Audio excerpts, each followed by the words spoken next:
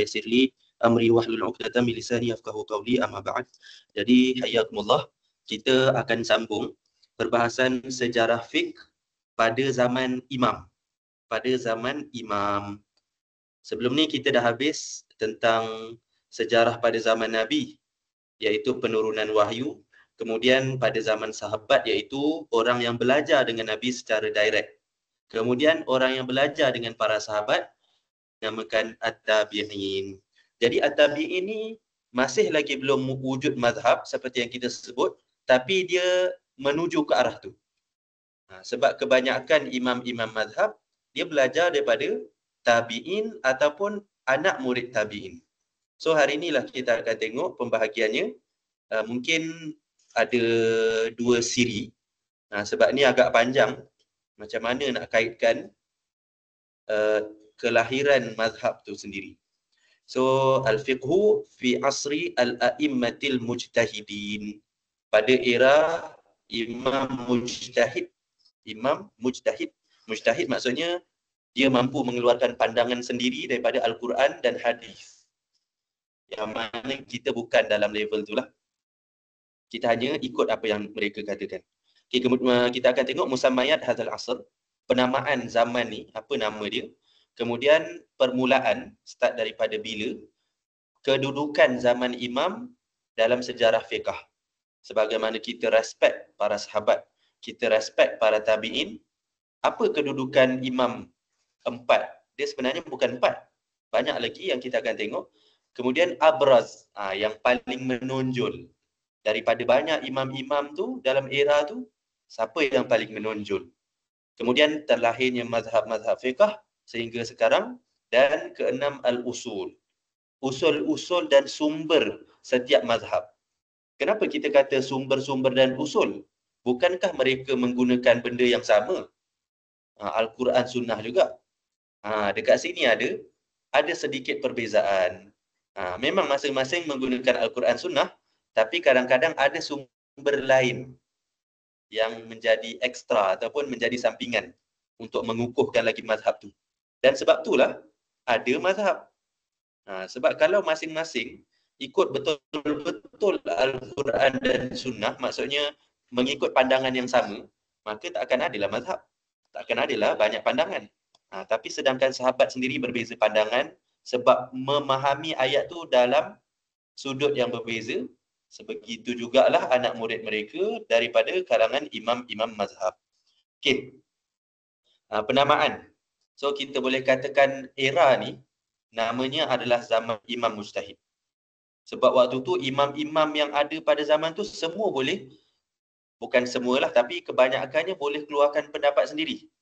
Bukan zaman sekarang. Zaman sekarang ala kulli hal, zaman sekarang ada yang kata tak ada yang kata ada mujtahid. Wallahu alam, mungkin ada ataupun mungkin tak ada. Sebab kebanyakan ulama pada zaman sekarang pun kebanyakannya ambil balik apa yang disebut oleh imam dahulu. Jadi dia seolah-olah macam tiada mujtahid lah yang mampu betul-betul keluarkan daripada Al-Quran Sunnah terus keluarkan hukum. Semisal Imam Syafi'i dan lain-lain. Okay, kemudian nama lain juga adalah kemunculan mazhab fiqh zaman ni. Kemudian zaman penulisan. At-tadwin daripada kalimah diwan. At-tadwin dari kalimah diwan. Diwan ni bukanlah bermaksud dewan sekolah tu.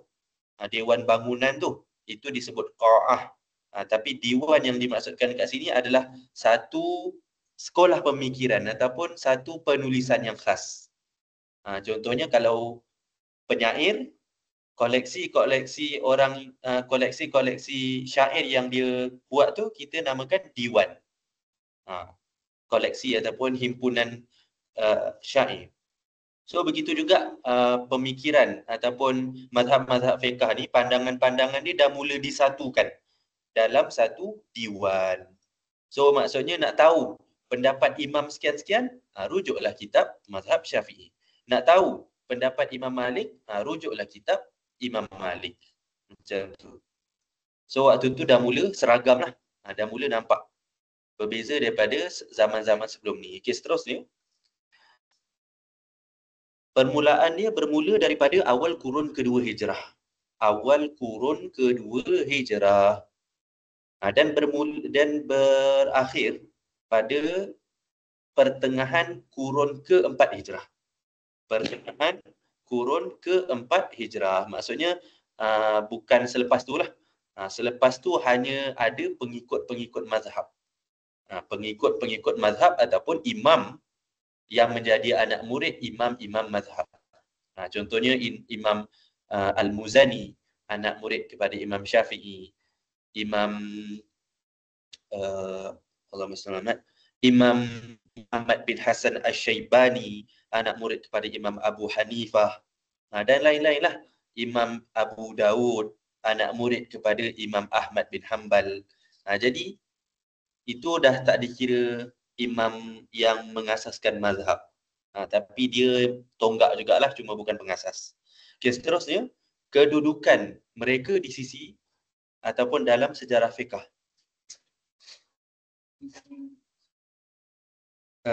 So kita yu'addu asrul a'immah, kita anggap zaman ni sebagai zaman perkembangan fiqh. Zaman perkembangan fiqh. Maka fiqh pada zaman ni balagha zarwatan nudj wal ghazarah wal ittisa'. Zarwah maksudnya sanam ataupun puncak, at the peak of development. So kita kata zaman ni, zaman imam-imam mazhab ni dah kemuncak dah. Kemuncak. Sebab tu kita boleh bukukan. Berbanding zaman-zaman sebelum ni yang baru nak start ataupun pertengahan nak mula. Tapi ini kemuncaknya. Jadi secara logiknya, kalau kita kata kemuncak, maksudnya yang ada selepas tu, dia dah tak naik balik lah. Selepas zaman imam-imam mazhab, seolah-olahnya boleh kita katakan tak ada yang lahir semisal mereka. Tak ada dah. Memang secara yakin lah anda boleh sebut, tak ada imam-imam yang setanding Imam Syafi'i, Imam Malik, Imam Abu Hanifah, Imam Ahmad. Walaupun dia bijak, walaupun dia alim, semisal kalau zaman sekarang Syekh Yusuf Al-Qaradawi, tapi dah meninggal lah, Syekh Wahbah Az-Zuhaili, ulama-ulama di Mesir, di Azhar, di Madinah, walaupun mereka alim, tapi tak capai macam mereka. Itu zaman peak dia. Okay, seterusnya, abraz ma'alim, yang paling menonjol pada zaman imam-imam mazhab. Apa benda yang paling lah? Pertama adalah iktimal tadwin as-sunnah. Waktu ni mula dibukukan sunnah secara sempurna. Sunnah ni yang dimaksudkan adalah hadis lah.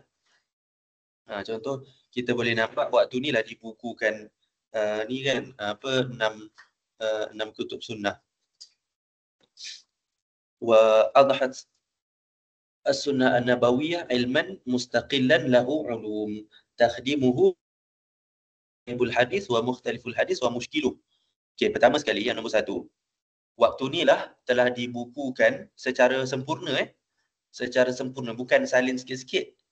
Bukan murid tulis nota daripada guru, tapi ini tulis secara sempurna hadis-hadis Nabi dan ditulis secara sempurna pendapat-pendapat para sahabat. So waktu tu memang kita boleh senanglah nak tengok. Contohnya nak tengok sahabat kata apa kat sini kan. Dalam bab ni sahabat kata apa, boleh je rujuk kitab-kitab yang ada waktu tu. Dan contohnya waktu itulah lahirnya penulisan Imam Bukhari, Imam Abu Dawud, Imam Nasa'i, Imam Tirmizi, Ibnu Majah dan Muslim. Tertinggal pula Sahih Muslim. So apa tujuan mereka tulis? Pertama sekali, mereka tu anak murid imam lah kebanyakannya. Anak murid imam. Kalau tak silap, Imam Bukhari dan Imam Abu Dawud ada mengambil daripada Imam Ahmad contohnya. So diorang boleh tulis. Imam Ahmad sendiri ada kumpulkan hadis di dalam Musnad. Boleh rujuklah Musnad berjilid-jilid, panjang jilidnya, Musnad Imam Ahmad. So dalam tu koleksi hadis daripada awal hingga akhir. Daripada bab bersuci, bab salat, bab puasa, haji, hudud, jenayah, sampai kahwin, nikah kahwin, talak. Semua hadis-hadis yang berkaitan dimuatkan dalam koleksi hadis. Jadi seolah-olahnya nak katanya dah komplit lah. Apa-apa rujuk kitab tu.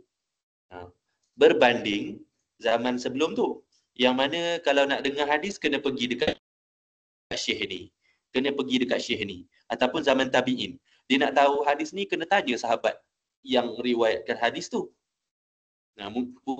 Sahabat riwayatkan semua hadis kan. Jadi itu dia punya kelebihan lah. Dia dah mula komplit. Kemudian waktu tu jugalah terlahirnya ilmu-ilmu yang terpisah-pisah. Contohnya ada ilmu gharibul hadis. Gharibul hadis menceritakan tentang ilmu perkataan-perkataan yang gharib. Gharib dalam bahasa Melayu maksudnya pelik. Maksudnya tak pernah dengar. Contoh dalam certain hadis ada kalimah yang tak digunakan sangat dalam bahasa Arab, tapi memang adalah dalam bahasa Arab, cuma kadang-kadang orang Arab pun tak tahu kalimah tu. So akan dihuraikan dalam gharibul hadis. Contohnya bila kita kata qullatain, air tu tidak menanggung najis bila dia melebihi qullatain, lebih 2 qullah. Macam mana qullah tu? So akan dibahaskan dalam ilmu gharibul hadis. Kemudian mukhtaliful hadis. Mukhtaliful hadis kalau ada permuskilan ataupun muskil dengan mukhtalif ni, seolah-olah ada hadis lain dan ada 2 hadis ataupun lebih, dia bercanggah satu sama lain. Macam kita pernah sebut sebelum ni dalam kelas usul fiqh. Dalam kelas usul fiqh. Contohnya ada hadis yang kata Nabi pernah berkahwin dengan Maimunah ketika ihram. Satu lagi hadis, Nabi berkahwin dengan Maimunah ketika di luar ihram. Jadi macam mana nak satukan tu akan dibahas dalam ilmu ni. Okey, seterusnya. Waktu tu juga tamayuz al-ulum asy-syar'iyyah wa buruz at-takhassusat fi ulum syariah. Waktu tu juga muncul ilmu-ilmu syariat yang lain. Tadi hadis kan? Yang ni ilmu syariat yang lain. Contohnya ilmu usul fiqh, ilmu tafsir, ilmu bahasa Arab, ilmu nahwu saraf. Mudah ceritanya, zaman sahabat ada tak ilmu nahwu? Zaman tabi'in ada tak ilmu nahwu? Kalau ikutkan pembukuan ataupun pengajian ilmu nahwu secara spesifik, tak ada. Tapi adakah Abu Bakar tak pandai nahwu? Adakah Hasan Basri tak tahu nahwu? Of course mereka lebih alim daripada kita. Cuma dia tak ada ilmu yang terperinci ataupun ilmu seketul macam tu. Contohnya hari ni ada kelas nahwu. Tak adalah zaman sahabat, tak adalah zaman tabi'in. Tapi mereka memang mahir. Sebab tu mereka tak mengajar ilmu seketul-seketul macam tu. Dan zaman sekarang, apatah lagi, Ana nak kaitkan dengan zaman sekarang. Ni pun pernah Ana sebut sebelum ni. Kita sekarang ni dah tak hebat macam diorang. Jadi kita terpaksa ambil kuliah mengikut apa yang kita minat ataupun yang kita mampu. Contohnya entum lepas belajar STAM ni akan ada yang sambung syariah, belajar hukum hakam. Ada yang minat Al-Quran, ambil qiraat ataupun ambil tafsir. Ada yang minat hadis, akan sambung ilmu sanad, ilmu riwayat, ilmu mustalah. Ada yang minat bidang dakwah, ambil usuluddin, ambil akidah, ambil tauhid. Adakah ilmu-ilmu ni secara satu persatu wujud pada zaman sahabat dan tabi'in? Tak wujudlah. Tapi diorang tahu tak benda ni? Diorang tahu semua. Diorang tahu semua, mahir semua. Sebab tu tak perlu pengkelasan macam ni. Tapi sebab zaman sekarang apatah lagi kemudian makin lemahnya ilmu, kita pun tak mampu macam mereka. Nak tak nak setiap seorang ambil lah pengkhususan masing-masing. So si fulan pandai hukum hakam, tapi dia tak pandai tafsir. Si fulan pandai tafsir ayat Al-Quran, qiraat pandai, tajwid pandai, tapi tak pandai hukum hakam. Si fulan pandai sanad hadis, hadis ni lemah, hadis ni maudhu, hadis ni sahih, tapi mungkin dia tak pandai tajwid, dan begitu sebaliknya. So beruntunglah siapa yang mahir lebih daripada satu cabang ilmu zaman sekarang ni lah. Ala kulli hal, itu yang kita sebutkan munculnya ilmu-ilmu secara takhassusat, secara spesifik. Kemudian yang ketiga, al-inayah bi usulil ulum asy-syar'iyyah. Mereka mula cakna, mula nak tulis, mula letakkan kaedah. Contohnya Imam Syafi'i lah. Imam kita Asy-Syafi'i rahimahullah, dia antara orang yang pertama ataupun pelopor ilmu usul fiqh. Ilmu usul fiqh. Ilmu usul fiqh yang kita belajar sebelum ni, yang kita bahas dalam kitab apa? Kitab Al-Waraqat oleh Imam Al-Juwaini Asy-Syafi'i. So Al-Juwaini bermazhab Imam Syafi'i. So dia dapat ilmu tu terhutang budi kepada Imam Syafi'i. Sebab Imam Syafi'i antara tokoh yang pertama tulis dalam bidang usul fiqh. Kitab apa yang dia tulis? Kitab Ar-Risalah. Ar-Risalah oleh Imam Syafi'i. Dan setakat ni memang kalau dalam universiti pun kita tak belajar lah. Kecuali kalau entum nak baca secara tambahan boleh Google je kitab Ar-Risalah Imam Syafi'i. Tapi biasanya tidak diajar lah dalam kuliah sebab bahasanya yang sukar. Bahasanya yang susah. Ar-Risalah Imam Syafi'i antara batu asas dalam ilmu usul fiqh. Dekat situ memang macam-macam lah dia tulis hadis, macam mana nak bezakan hadis lemah, hadis tak lemah, macam mana nak guna, dan kalau ada perbezaan antara dua hadis, macam mana nak satukan. Semua disebut oleh Imam Syafi'i dalam kitab Ar-Risalah. Imam Syafi'i ada satu lagi kitab dalam fiqh, bukan usul fiqh, dalam fiqh, iaitu Al-Um. Yang menjadi rujukan orang seterusnya juga. Okey, lepas tu wa zaharat fi awakhir hadzal asr, waktu hujung-hujung zaman ni juga orang letak ataupun orang buat ilmu qawaid fiqhiyah. Qawaid fiqhiyah, kaedah fiqh. Kalau perasan kita dah bahas sebelum ni kaedah fiqh dengan matan As-Sa'di. Dan kalau kita rujuk As-Sa'di ni, dia wafat ataupun lahirlah zaman kemudian. Kira baru jugalah meninggalnya As-Sa'di, ulama moden. Kenapa? Sebab kaedah fiqh ni memang ilmu baru juga. Mungkin kita boleh katakan ilmu baru juga. Zaman Imam Syafi'i sendiri, ilmu ni belum terbentuk. Zaman kemudian, antara pelopornya adalah Abul Hasan Al-Karhi bermazhab Al-Hanafi. Waktu tu mula dia tulis kaedah fiqh. Yang mana kaedah fiqh sebenarnya dia tak terlepas daripada ilmu usul fiqh lah.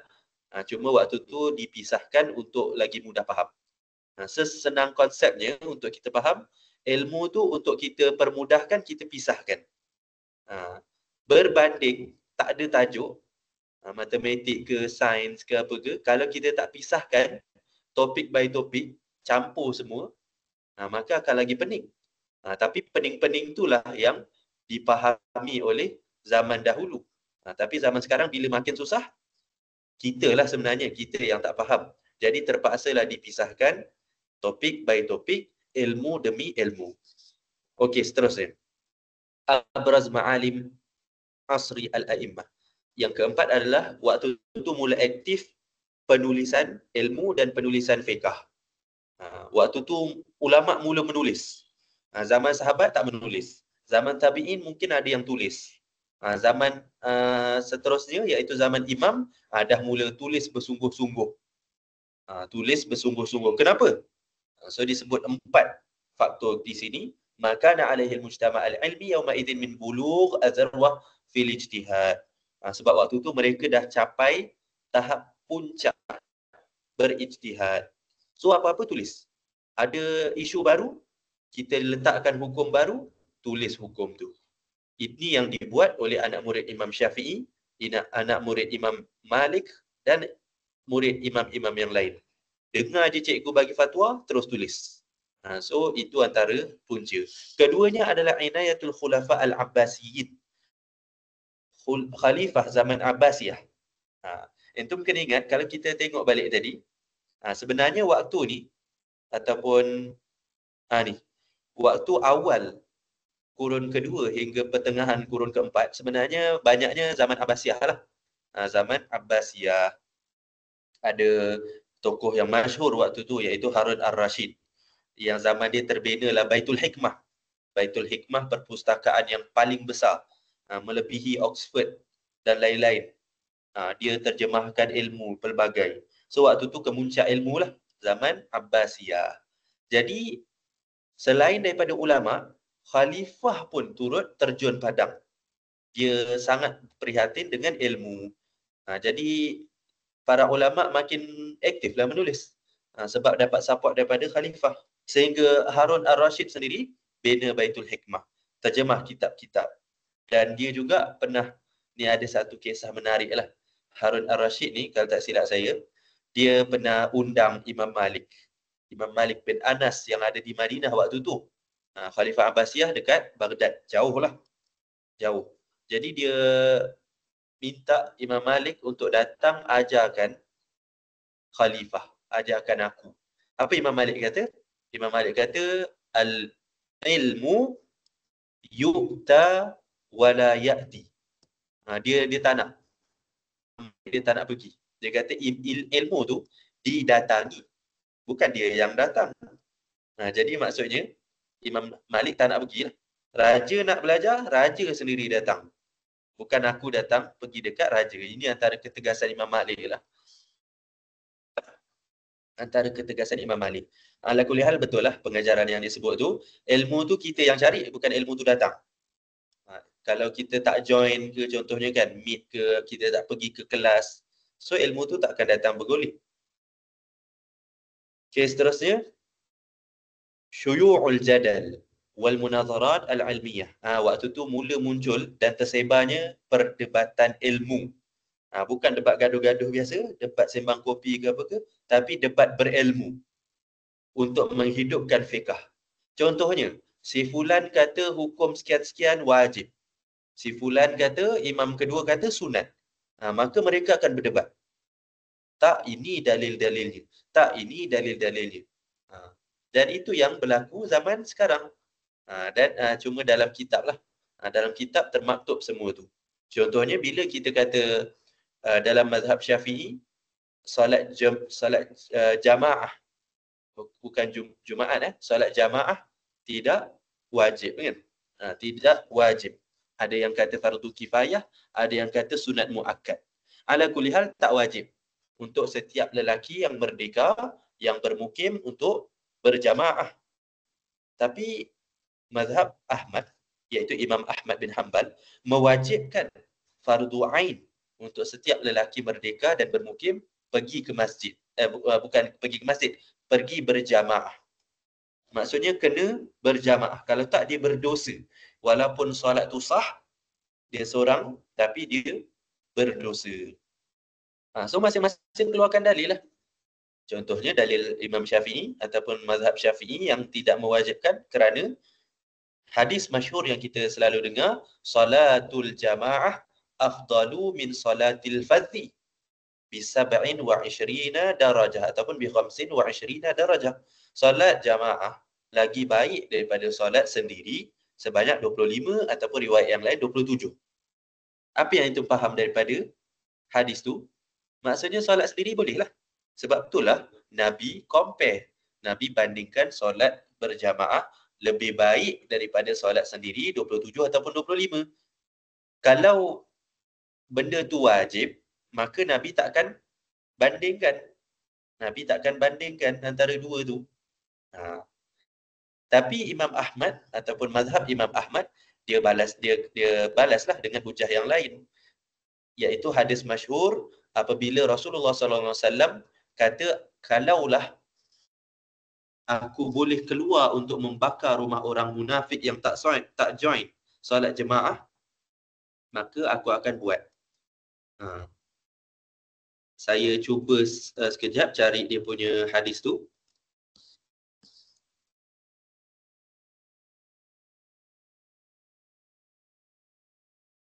Sebab tak ingat matan dia. Okey. So hadis yang disebut oleh baginda SAW, wallazi nafsi biyadihi, hadis riwayat Bukhari Muslim, demi Allah, laqad hamamtu an amura bihatabin, aku bersungguh-sungguh kalau boleh nak suruh orang yang boleh tolong bakarkan rumah. Sebab aku jadi imam kan, Nabi jadi imam, kalau boleh ada yang tolong bakarkan. Summa amura bis salah fayu'adzin laha Kemudian ada yang solat, ada yang tukang azan, aku akan amura rajulan faya ummun nas summa ukhalifu ila rijalin fa uhriqu alaihim buyutahum muttafaq alaihi. Hadis riwayat Abu Hurairah, Sahih Bukhari dan Muslim. Kalaulah boleh, aku perintahkan akan ada yang gantikan untuk salat, jadi imam, akan ada yang gantikan untuk azan, maka aku akan pergi ke rumah-rumah orang yang tak join jemaah, aku akan bakar rumahnya. So nampak tak?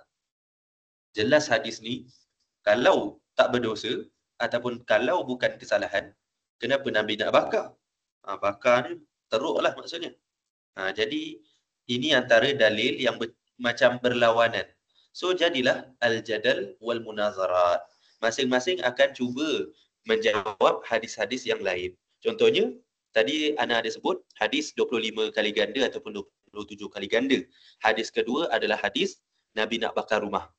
Jadi orang yang sokong kepada pendapat tidak wajib berjemaah, maka dia kena jawablah hadis ni. So antara jawapannya dia katakan hadis ni merujuk kepada munafik. Yang mana munafik ni memang tak join solat jamaah, terutamanya solat isya dan solat subuh. Gelap kan, jadi bila dia tak join pun orang tak nampak. Jadi maksud Nabi nak bakar tu adalah rumah munafik. Yang mana munafik ni memang kafir. Fid darkil asfali minan nar. Di dalam dasar api neraka disebutkan dalam ayat Al-Quran.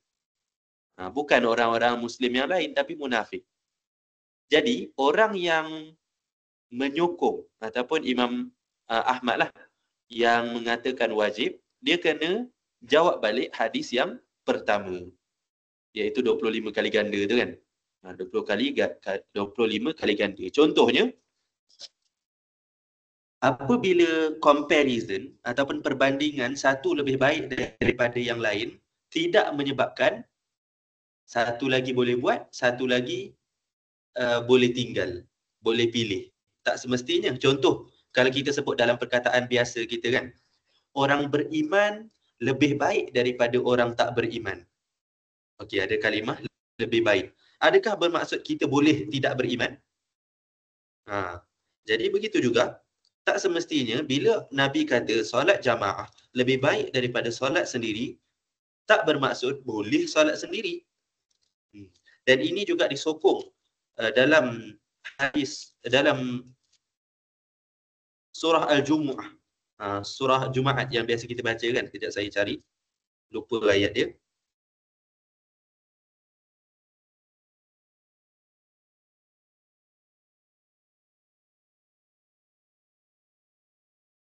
Ada perkataan khair, iaitu lebih baik.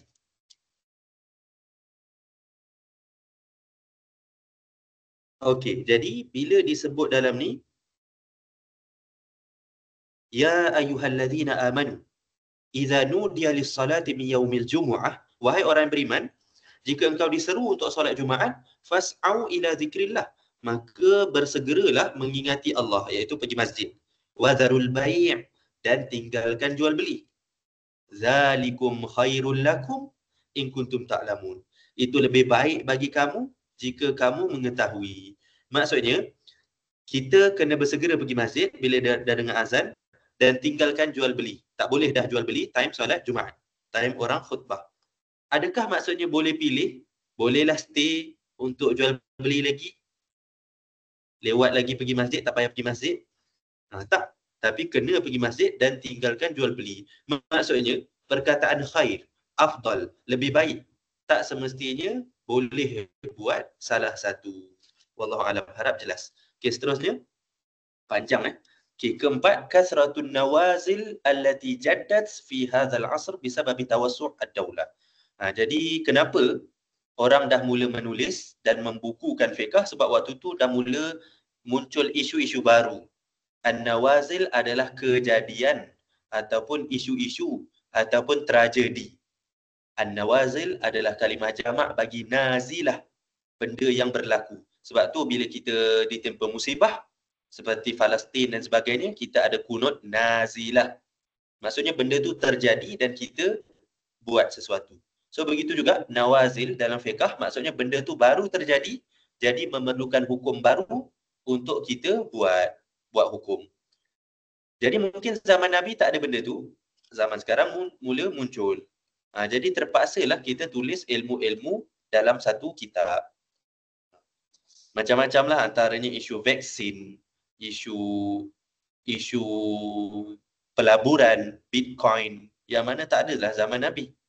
Kena ijtihad yang baru untuk dibukukan. Okey, seterusnya, abraz ma'alim. Ini sambungan yang tadi. Yang kelima adalah waktu tu mula penulisan ilmu-ilmu syarak dan ilmu-ilmu lain. Tadi yang nombor 4 tadi lebih kurang juga, cuma nombor 5 ni umum. Ilmu-ilmu lain turut ditulis. Bukan sekadar ilmu fiqh ditulis di dalam kitab-kitab mazhab, tapi ilmu hadis contohnya ada ditulis. Ilmu bahasa contohnya mula ditulis. Ilmu kita tengok satu-satu ni. Wattakhaza ilmul fiqhi thalathata manahija fi tadwinihi wa hiya kattali. Jadi ilmu fiqh muncul 3 metodologi ataupun 3 cara penulisan. Yang pertama, ilmu fiqh campur hadis. Bercampur ataupun masuk sekali dengan hadis. Contohnya kitab Al-Muwatta' Imam Malik. Kitab Muwatta' Imam Malik. Kalau ada yang pernah tengok kitab Muwatta' ni, dia memang campur lah. Ada hadis, ada kalam sahabat, yang mana kalam sahabat bukan hadis Nabi. Tapi dia dah campur sekali. So itulah kitab Muwatta' Imam Malik. Dan sebab itulah juga untuk selingan makluman antum semua, Al-Muwatta' tidak dikira ataupun tidak dimasukkan dalam kutub sittah. Kutub 6. Kitab 6 hadis yang kita belajar kan. Al-Bukhari, Muslim, Abu Daud, Nasa'i, Ibnu Majah dan Tirmizi. Mana Muwatta'? Sedangkan Imam Malik lahir lagi awal daripada Bukhari. Dia adalah guru Imam Syafi'i. Tapi kenapa dia tidak dimasukkan? Sebab dia bukan pure hadis. Sebab bukan pure hadis. Dia ada campur kalam sahabat, ada campur pendapat-pendapat tabi'in, iaitu guru Imam Malik sendiri. Sedangkan Al-Bukhari, Muslim, Ibnu Majah, Tirmizi, Nasa'i dan Abu Daud, semua tu hanya hadis pure. Daripada awal hingga akhir semua tu hadis-hadis Nabi tanpa campur benda yang lain. Sebab tu kita namakan kutub sittah. Okay, kemudian yang kedua adalah metod yang kedua, kita pisahkan daripada hadis. Ini sekarang kita bincang fiqh. Sebab kita sekarang cerita sejarah fiqh. So kita tengah cerita pasal fiqh. Ada yang campur dengan hadis, ada yang tak campur dengan hadis. Dia terpisah daripada hadis, contohnya apa yang dilakukan oleh anak murid Imam Syafi'i, Al-Muzani rahimahullah. So ada nama kitab yang dia tulis iaitu Ringkasan Muzani. Mukhtasar Al-Muzani. Yang ni dah disebut dalam grup sebelum ni.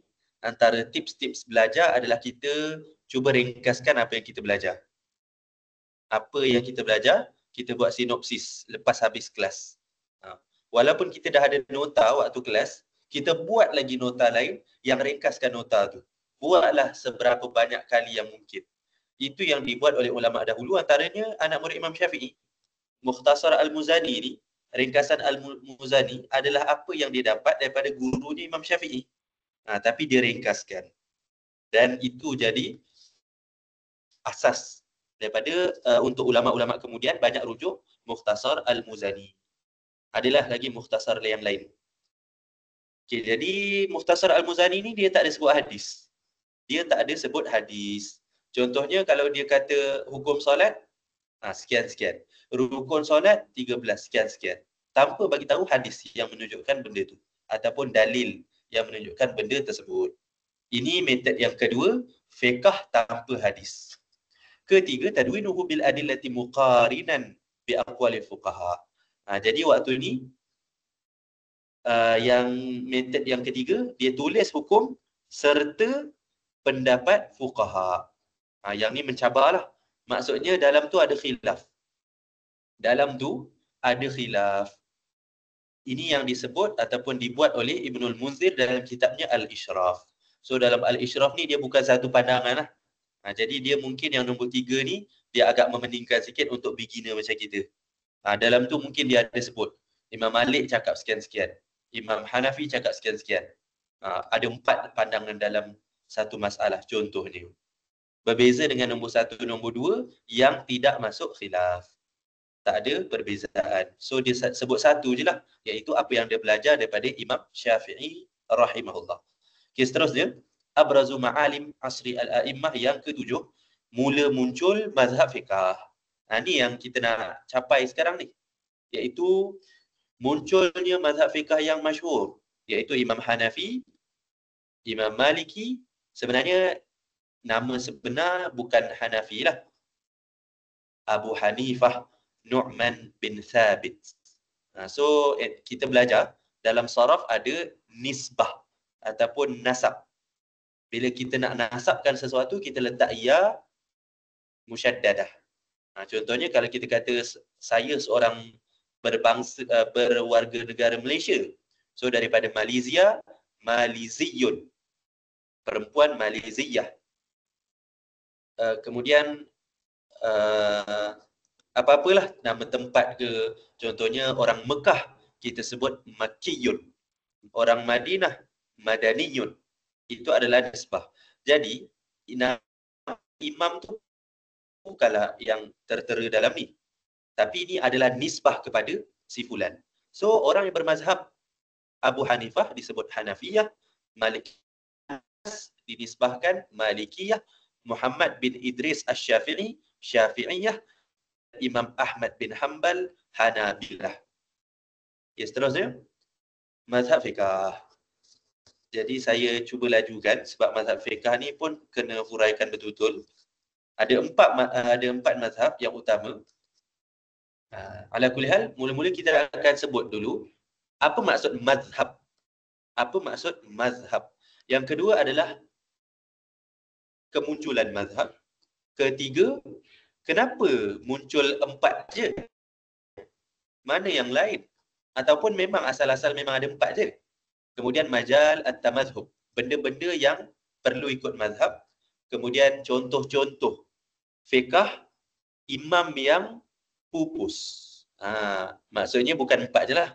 Maksudnya bukan 4 sahaja, ada banyak lagi, tapi yang muncul ataupun yang kekal sampai sekarang 4 sahaja. Hukum bermazhab. Hukum bermazhab. Dan yang ke-7 adalah muncul, kenapa muncul mazhab-mazhab ni? Kenapa muncul mazhab-mazhab ni? Sedangkan kita ikut Al-Quran Sunnah, ikut Nabi. Ni antara best ataupun hangat dulu pernah dibahaskan. Tapi sebenarnya tak perlu gaduh lah. Mazhab mana yang ikut Al-Quran Sunnah?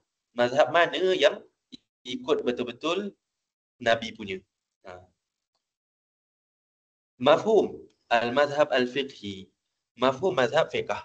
Yang pertama, dia adalah jalan, metod yang dilalui oleh seorang faqih.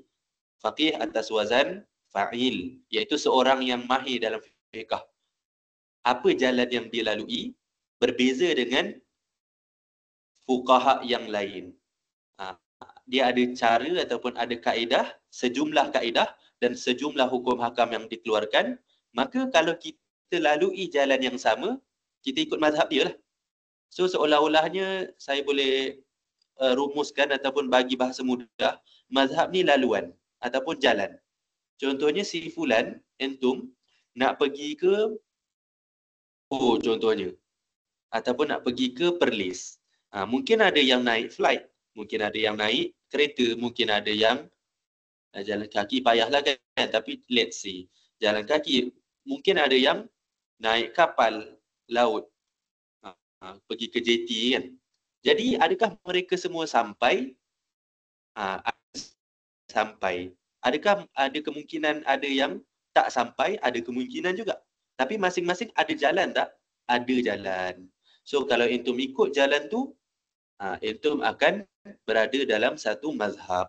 So senang ceritanya, kalau kita bermazhab Syafi'i, maksudnya kita memahami ayat Al-Quran dan hadis mengikut kefahaman Imam Syafi'i. Seseorang contohnya dekat Morocco bermazhab bermazhab Maliki, Maksudnya dia memahami ayat Al-Quran dan hadis sesuai dengan kefahaman Imam Malik bin Anas. Maksudnya apa yang berbeza? Ayat Al-Quran dan hadis ke berbeza? Tak berbeza. Tapi kefahaman tu yang berbeza. Sebagaimana contoh, lepas habis kelas ni, mungkin ada yang faham. Mungkin ada yang faham lain. Ada yang faham lebih. Ada yang faham kurang. So masing-masing dengan kefahaman masing-masing. Al-maqsud bil madhab fil usur al-mutaakhirah. Okay, zaman kemudian. Zaman mutaakhir ni, zaman sekarang. Apa maksud mazhab? Mazhab adalah susunan fiqh yang sempurna bima tadammanathu min fiqhin wa usulin wa qawaida wa dawabita wa istilahat wa ghairi dhalik. Sebelum tu kenapa wa usulin wa qawaida? Sebab mamnu' min as-saraf ya. Mamnu' min as-saraf majrur dengan baris atas. Okay, manzumah. Satu koleksi ataupun himpunan yang tersusun sempurna. So maksudnya kalau kita tengok dalam kitab mazhab, kita akan dapati sempurna perbahasannya. Daripada awal, daripada bersuci, nak solat, puasa, zakat, haji, menyembelih, kahwin, hudud, semua itu dibahaskan dalam kitab mazhab. Itu maksudnya. Dan ada dia punya rukun-rukun lah, ataupun tawabit dan istilah-istilah yang berkaitan, semua dimuatkan dalam satu mazhab. Jadi contoh, entum nak belajar hukum hakam, tanpa mazhab boleh tak? Boleh, tapi sangat payah. Macam mana kita nak faham hukum hakam sekadar baca hadis ataupun sekadar baca Al-Quran? Mungkin kita boleh dapat tapi kita tak sepenuhnya faham ataupun tak faham langsung. So sebab itulah kita perlu ikut jalur mazhab. Sebab tu bila mazhab pun ada bab by bab, kan? Chapter by chapter. Sekejap saya nak betulkan sikit. Internet macam lemah.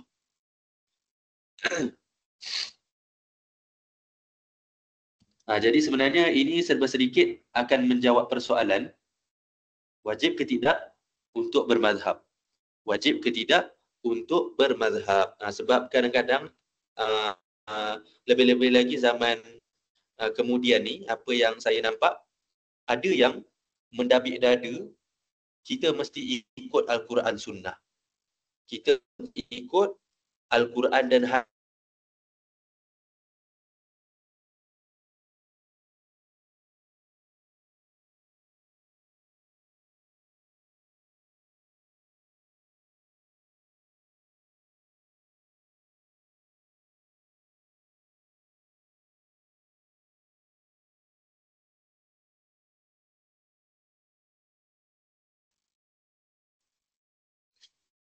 okey, hello. Majal at-tamazhub, area-area yang kita perlu bermazhab. Perlu bermazhab ni ataupun kemunculan mazhab ni, dia sebenarnya menjawab persoalan masail ijtihadiyah. Masalah-masalah yang perlu ijtihad sahaja.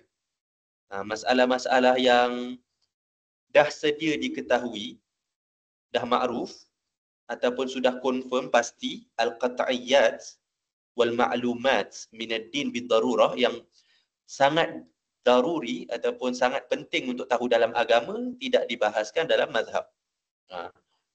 Ad-darurah ada disebut dalam mantik, kan? Ada nazari, ada daruri. Darurah maksudnya wajib tahu. Contohnya, ada tak mazhab yang kata solat bukan 5 waktu? 7 waktu ke, 3 waktu ke? Tak ada. So dalam bab ni tak ada mazhab. Tak ada mazhab. Sebab apa? Sebab memang tak ada khilaf lah. Tak ada khilaf yang kata solat 3 waktu, solat 7 waktu. Semua. Tanyalah Imam Syafi'i, Imam Malik, Imam Ahmad, Abu Hanifah. Semuanya 5 waktu. Ataupun contoh, beriman kepada malaikat ni wajib ke tak wajib? Maka tak ada juga mazhab. Sebab kita dah tahu secara darurah.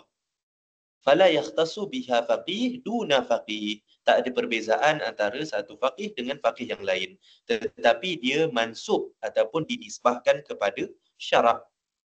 Jadi maksudnya, let's say, si fulan ingkar dengan solat 5 waktu. Maksudnya dia masuk mazhab mana? Bukan masuk mazhab mana lagi, dia kafir. Na'udzubillah. Tapi yang bermazhab ni ataupun masail ijtihadiyah macam tadilah. Contohnya, benda-benda khilaf. Contohnya solat witir wajib ke tidak? Ada perbezaan. Lepas tu contohnya solat selepas solat asar boleh ke tidak? Khilaf. Kalau ikutkan yang tepatnya larangan lah. Larangan untuk solat selepas asar. Tiada solat sunat selepas asar. Ala kulihan, benda-benda ni kalau ada yang langgar pun, let's say dia langgar sekalipun, kita tak kata dia kufur. Tetapi dia salah. Ada pun permasalahan yang bukan ijtihadiyah ataupun qat'iyat, maklumat minad din bidarurah, macam solat 5 waktu, puasa Ramadan. Kalau ada yang ingkar, dia bukan keluar mazhab tapi dia keluar Islam. Na'udzubillah min zalik. Okey, seterusnya kemunculan mazhab fiqh. Ini sebenarnya ada kaitan dengan sebelum-sebelum ni, so Ana sebut sepintas lalu. Pertama sekali, zaman Nabi tak ada mazhab. Sebab apa? Semua merujuk kepada Nabi sendiri. Apa-apa masalah, jumpa Nabi. Apa-apa persoalan, kemusykilan, jumpa Nabi. Senang. Walamma tawalla ulama'us sahabah.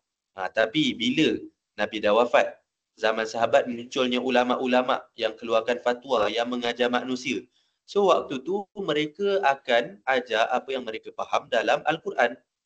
Dan adakah mereka sama kefahamannya? Kita dah sebut sebelum ni. Masing-masing berbeza kefahaman. Jadi mungkin Ibnu Abbas berbeza dengan Ibnu Mas'ud. Ibnu Mas'ud berbeza dengan Abdullah bin Amr bin Al-As. Berbeza dengan Abu Bakar. Jadi muncullah banyak pandangan. Wastamarra al-amru ala hadha. Jadi berterusan benda ni sehingga zaman tabi'in, sebab tabi'in ambil ilmu daripada para sahabat. Jadi sebagaimana gurunya berbeza, mereka akan berbeza. Dan lepas tu tambah pula isu-isu yang baru yang lain, yang mana tabi'in terpaksa keluarkan pendapat baru. Summa ja'a ba'da tabi'in. Kemudian datang selepas tabi'in anak muridnya ataupun pengikutnya pun samalah. Maka sebagaimana gurunya berbeza, mereka pun berbeza. Masing-masing akan bersaing mengeluarkan pendapat mengikut kehendak Al-Quran dan Sunnah sesuai dengan kefahaman masing-masing dan kaedah ataupun usul masing-masing.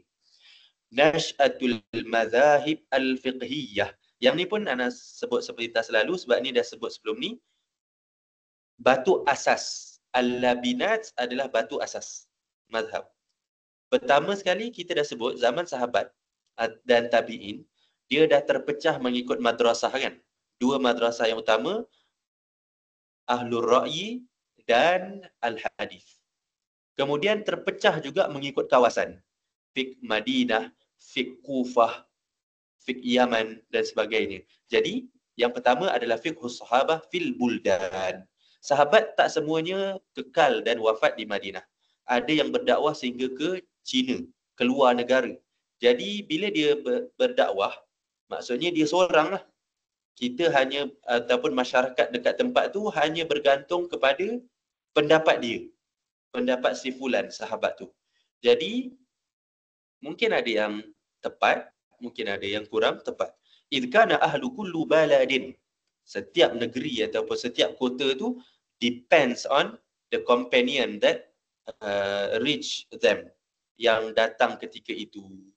Jadi kalau Ibnu Mas'ud yang datang, maka kawasan tu mengikut pendapat Ibnu Mas'ud secara logik akalnya. Kemudian adakah Ibnu Mas'ud maksum? Tidak. Jadi mungkin akan ada khilaf yang muncul. Nombor dua adalah al-madaris al-fiqhiyah, iaitu madrasah hadis di Hijaz, Mekah, Madinah, yang mana sangat menitik beratkan sanad hadis. Yang kedua adalah madrasatul ra'yi di Kufah, iaitu sangat mementingkan logik akal dan mesti bersesuaian dengan logik akal. Sebab apa? Sebab hadis mungkin terhad di kawasan itu. Okay, kemudian Nash'atul mazahib al-fiqhiyah pada zaman ni terbahagi kepada dua. Kita boleh pecahkan mazhab ni kepada dua. Rasanya tak banyak. Saya lajukan. Iaitu mazhab yang masih kekal, iaitu 4, dan mazhab yang pupus, al-mundazirah. Okey, ni kita akan tengok dan kita akan lalui nama-namanya. Mazhab yang kekal macam ada sekarang iaitu mazhab Imam Abu Hanifah, mazhab Hanafi, terkenal di China, di Pakistan, di India, di Bangladesh dan sebagainya, mazhab Abu Hanifah. Mazhab Imam Malik bin Anas terkenal di Tunis, di Maghrib, di belah-belah sana lah, kalau ada yang belajar dekat sana. Mazhab Imam Muhammad bin Idris Asy-Syafi'i terkenal di Mesir, di Nusantara. Kemudian mazhab Imam Ahmad, antara setakat pembacaan ana, mazhab yang terkecil jajahannya di Mekah, Madinah dan di negara-negara Teluk, Qatar, Bahrain dan lain-lain. Wallahu alam. Okay, seterusnya mazahib mundathirah. Mazhab yang pupus. Mazhab yang pupus maksudnya dulu ada, tapi sekarang dah tak ada. Banyak faktor lah. Antaranya sebab anak murid tak ramai, ataupun anak muridnya sendiri tidak membukukan apa yang dibuat oleh gurunya. Tapi nanti kita tengok kemudian. Antaranya adalah mazhab Muhammad bin Abdul Rahman bin Abi Layla, terkenal dengan Abu Layla, Ibn Abi Layla. Dia ada tulis kitab juga. Mazhab Abdul Rahman bin Amr Al-Auza'i, mazhab Auza'i. Mazhab Sufyan Al-Thawri, mazhab Al-Layth bin Sa'ad Al-Fahmi. Al-Layth bin Sa'ad ni, dia Imam Syafi'i dia tak pernah jumpa, tapi waktu Imam Syafi'i ke Mesir, dia pernah jumpa dengan anak murid Al-Layth bin Sa'ad. Sebab waktu tu Al-Layth dah meninggal. So Imam Syafi'i pernah berguru dengan anak murid Al-Layth bin Sa'ad. Kemudian terkenal kalam Imam Syafi'i. Imam Syafi'i kata, "Wal-Laythu afqahu min Malikin." Aku dapati Layth lebih faqih, lebih alim daripada Imam Malik bin Anas. Cuma anak murid tak ramai ataupun dia tak tulis, jadi dia dah terputus. Kemudian mazhab Syarik bin Abdullah Al-Nakhai, kemudian mazhab Sufyan bin Uyainah, mazhab Ishaq bin Rahuyah. Ishaq bin Rahuyah antara guru Imam Bukhari. Ala kulli hal, nama-nama ni walaupun kita tak ingat, kita kena tahu ada ataupun adanya mazhab sebelum dia pupus. Okey, kita tengok lebih lanjut contoh-contoh yang terpupus ni ataupun dah extinct ni. Pertama, Al-Auza'i, wafat pada tahun 157. Yang kedua, Sufyan Ats-Tsauri, 167. Maksudnya awal dia lahir. Imam Syafi'i 150. Okey, Al-Auza'i adalah imam di Syam pada zaman dia dan seorang yang faqih tanpa pesaing. Tak ada orang boleh saingi dia. Dia antara orang besar ataupun yang kibar dalam kalangan pengikut tabi'in dan imam yang cerdik. Athna alaihi ulama, dipuji oleh imam-imam yang lain. Semua orang lah, hampir semua imam memuji dia, dan dia diriwayatkan telah berfatwa dalam 70,000 masalah. So 70,000 masalah telah dijawab oleh beliau. Kemudian antara contoh fiqh yang dikeluarkan, annahu su'ila an rajulin ma'ahu minal ma yuwaddi'uhu wa ma'ahu abuh faqal yatawadda maluhu yushiru bidzalika ila qauli Nabi anta wa Malik li abika. Sekejap saya nak fahamkan. Seorang dia pernah ditanya tentang seorang lelaki yang ada air untuk dia, dan dalam masa yang sama ada bapa dia.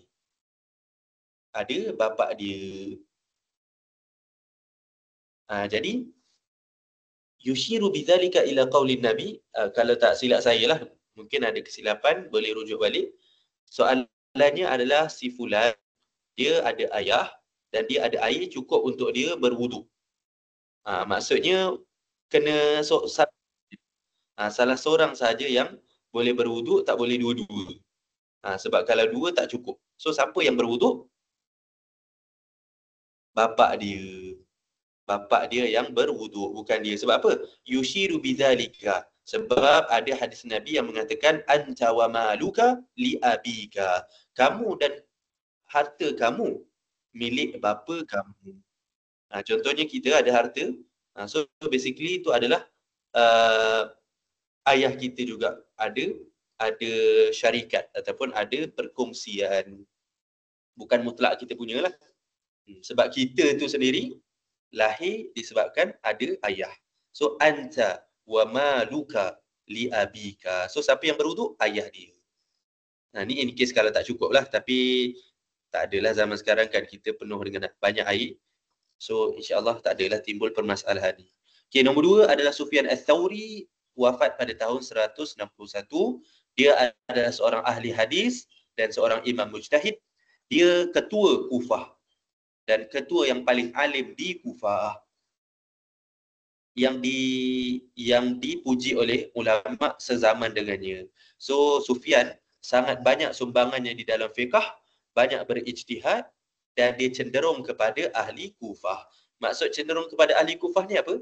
Dia macam Imam Hanafi lah, iaitu ahli ar-ra'yi. Ahli ar-ra'yi. Antara contoh fiqh dia adalah annahu kana yara adam wujub an-niyyah fil wudu' li'anna niyyata lam tarid fi ayatil wudu' walau kanat syaratan fil wudu' li dhikriha walau kanat syaratan fil wudu' la dzakaraha Allah Subhanahu fil ayah. Ni kalau tak silap saya dia macam dekat-dekat dengan Imam Hanafi punya pandangan, iaitu tidak diwajibkan niat ketika berwuduk. Tidak diwajibkan niat ketika berwuduk. Maksudnya kalau kita basuh tangan, basuh muka, ikut apa, wuduk lah maksudnya. Basuh muka, basuh tangan, kepala, kaki dan yang sunat-sunat tu tidak berniat. Basuh je tanpa niat dah sah. Dah sah. Tapi of course Imam Syafi'i, mazhab yang kita pegang, kena niat. Sebab apa? Sebab hadis innamal a'malu binniyat. Sesungguhnya setiap amalan itu bergantung kepada niat. Maksudnya kalau kita tak niat tak sahlah, seumpama kita basuh tangan seperti biasa. Tapi kenapa dia kata tak niat? Ni. Li'anna niyata lam tarid. Kerana niat tidak disebut di dalam ayat wuduk.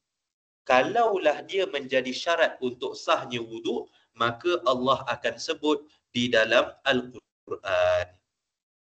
Nampak tak dia punya pendalilan dia? Walaupun kita tak bersetuju, tapi dia ada dalil. Dia ada dalil. Dia kata kalau ada syarat, mestilah dalam Al-Quran ada sebut dalam ayat wuduk. Yang mana ayat wuduk, ana search sekejap. Ayat yang panjang, yang disebut semua rukun-rukun di dalam tu. Al-Ma'idah ayat 6. Al-Ma'idah ayat 6.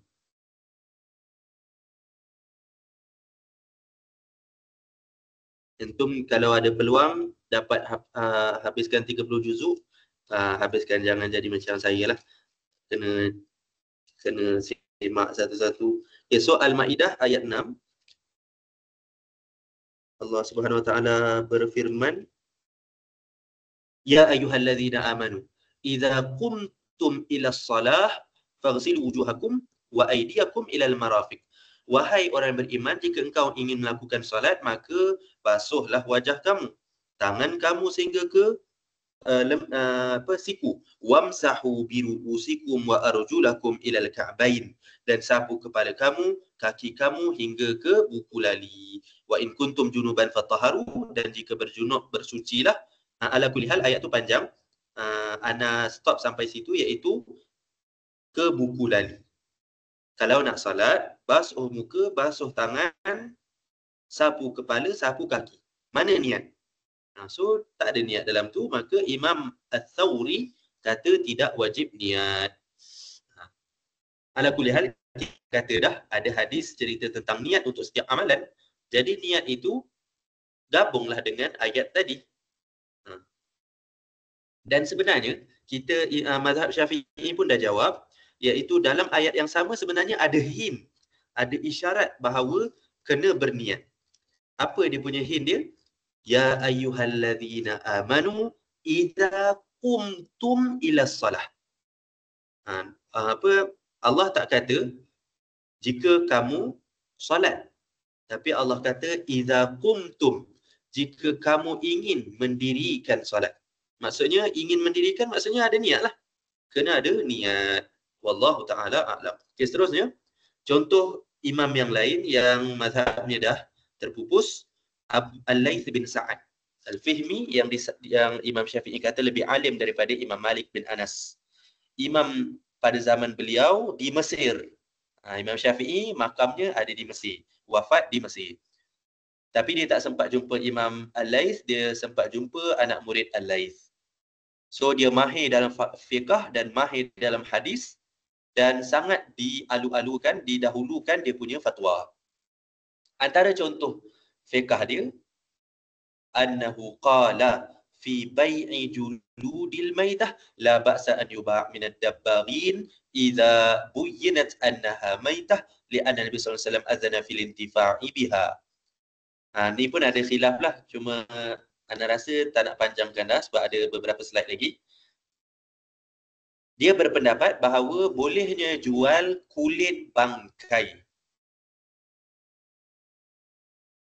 Boleh jual kulit bangkai. Bangkai tu tak jual lah sebab bangkai tu najis, tapi kulitnya boleh. Sebab apa boleh? Sebab kalau kita dah dibar ni apa? Dibar ni sertu. Sertu kulit. Sebab ada satu lagi sama anjing dengan khinzir kan. Sertu maksudnya bila dah disucikan kulit tu daripada binatang tersebut, boleh digunakan. Jadi, ini memang boleh digunakan kan. Macam nak buat gendang ke, nak buat kasut ke. Jadi, Imam Al-Laith, dia kata kalau boleh manfaatkan, bolehlah jual. Kalau boleh manfaatkan, bolehlah jual. Tapi memang ada khilaf lah. Ada khilaf, ada pendapat lain yang kata boleh dimanfaatkan tapi tidak boleh dijual. Okey. Seterusnya pendapat imam seterusnya yang pupus iaitu Daud Al-Zahiri. Abu Sulaiman Daud bin Ali Al-Asbahani Al-Zahiri. Al-Zahiri.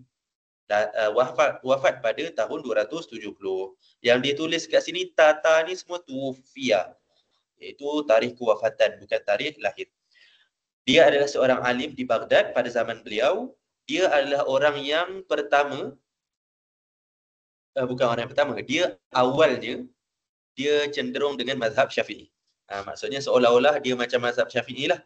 Tapi lepas tu dia dah mula buat jalan yang baru. Sebab apa? Dia dah ada pendapat yang baru yang mana menekankan zahir hadis, zahir nas. Apa maksud zahir? Zahir ni literal nas.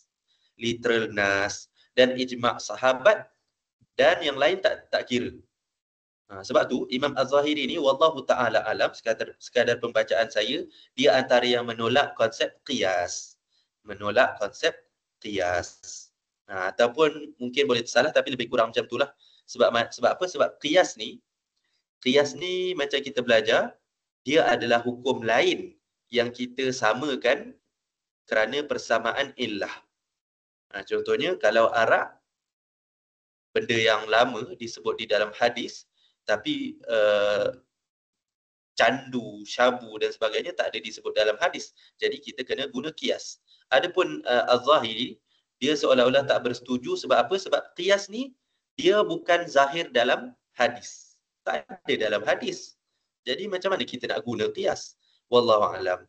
Antaranya juga kita tengok contoh min namadhij fiqhihi. Contoh fiqh yang disebutkan oleh beliau tapi bercanggah dengan jumhur, dengan ulama majoriti yang lain. Sebab tu ni antara faktor dia tak berkembang lah. Sebab dia banyak berlawanan dengan jumhur. Apa pendapat dia? Annahu kana yara. Dia berpendapat bolehnya menyentuh mushaf Al-Quran bagi orang yang haid dan orang yang berjunub. Sebab apa? Li'anna Nabi sallallahu alaihi wasallam kataba fi kitabihi ayatan ila Qaisar. Sebab apa? Sebab Nabi pernah tulis surat dakwah kepada Raja Qaisar. Yang mana Raja Qaisar ni kafir. Dia bukan bernajis lagi, dia kafir. Jadi, bila Nabi utus, maksudnya apa? Maksudnya si Qaisar tadi, yang kafir tadi, dia akan sentuh ayat Al-Quran tu. Jadi, samalah juga ataupun lebih layak lagi Muslim ataupun muslimah walaupun dia berjunub dan haid, dia boleh menyentuh mushaf. Tapi ni tak tepat dah. Nak bagi tahu siap-siap. Sebab jelas dalam Al-Quran la yamassuhu illal mutahharun. Tidak menyentuhnya iaitu Al-Quran kecuali orang yang bersuci. Okey, seterusnya. Asbab baqa al-mazahib al-fiqhiyah duna ghairiha. Lebih kurang dalam 4 slide lagi. Okey, kenapa selain daripada 4 tadi yang kita nyatakan contoh-contoh imam tadi, dia tak kekal ataupun dia pupus. Pertama adalah at-talamidh an-nujaba. Dia adalah murid-murid yang cerdik, yang nujaba, yang baguslah, yang genius. Boleh kita katakan Imam Syafi'i, Imam Malik, Imam Abu Hanifah, Imam Ahmad, murid-muridnya ramai, semua tu cerdik-cerdik belaka. Berbeza dengan yang lain, sama ada mungkin tak banyak ataupun murid dia tak sebagus murid yang lain. Wa fi muqabil dzalik, dan bertentangan ataupun dalam masa yang sama, pupusnya mazhab yang lain sebab imamnya tak ada murid yang mampu mendukung ataupun membawa ilmu-ilmu mereka. Kesianlah juga kadang-kadang. Okay, nombor 2, tabanni dual lil mazhab. Kemudian kenapa kekal? Sebab ada negara yang berpegang dengan mazhab tu. Ada yang guna. Sebagaimana kita sebutkan tadi kan, bila ada khalifah yang support, maka ilmu akan bercambah. So begitu juga kalau ada negara yang pegang dengan mazhab tu, maka dia akan tersebar. Contohnya di Malaysia, terkenallah mazhab Syafi'i. Sebab dah beramal dengan mazhab Syafi'i sekian lama, jadi para guru ataupun di masjid-masjid akan ajar mazhab Syafi'i. So begitu juga contohnya di Madinah sekarang, tempat anak belajar mazhab Hambali, maka akan tersebarlah mazhab Hambali. Dan begitu jugalah sekalian negara yang ada di dunia ni. Akan ada mazhab yang mempelopori tempat tu. Ada pun imam-imam yang lain ni, yang kita sebut tadi, dia tak ada negara yang bertapak. Contohnya Imam Laith walaupun dia di Mesir, tapi akhirnya dikuasai oleh mazhab Syafi'i. So dia punya ni akan pupus lah. Yang kuat akan menguasai yang tak kuat. Maksudnya tak ramai lah, tak ramai. Okay, seterusnya nombor 3. Sebelum tu, apa bukti lagi? Ta'yinul qudah. Jadi dekat satu kerajaan akan ada qadi, betul tak? Qadi mahkamah ke, qadi fatwa ke. Jadi qadi tu kita tengok juga mazhab apa. Contohnya kalau mufti-mufti di Malaysia bermazhab Syafi'i, maka akan tersebarlah mazhab Syafi'i. Kalau qadi di sekian tempat bermazhab sekian, maka mazhab itulah yang akan menguasai. Sebab ada unsur politik di situ. Tauliyatuhum mansab al-ifta. Yang tadi qadi, yang ni fatwa. So kalau mufti itu bermazhab tu, maka dia akan kekal mazhab tu.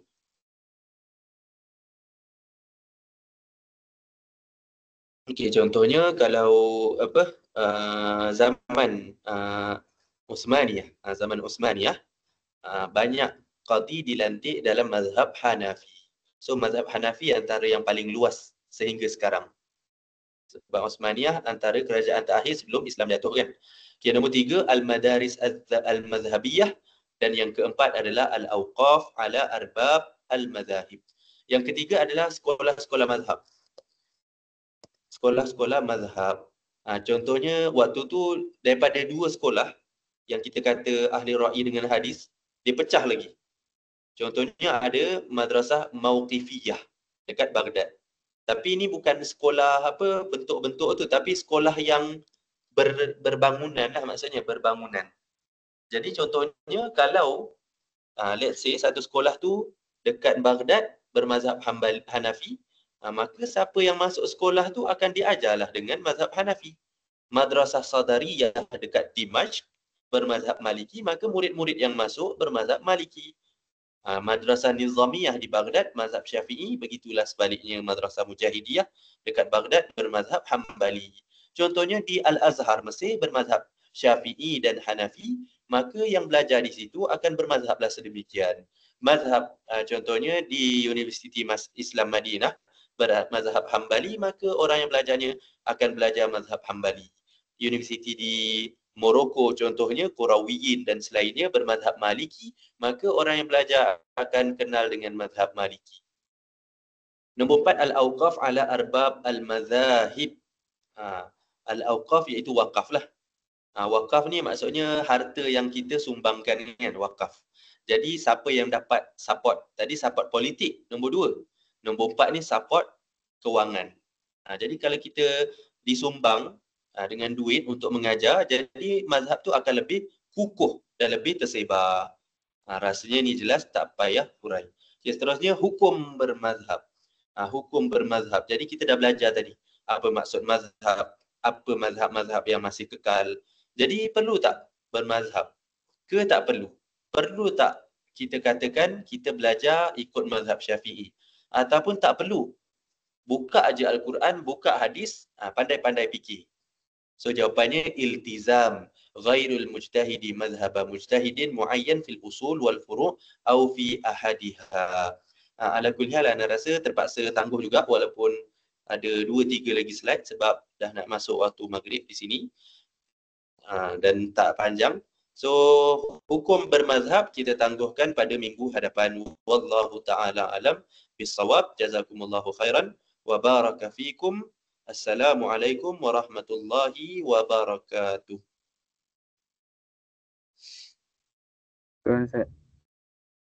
Okey, ada apa-apa soalan ke?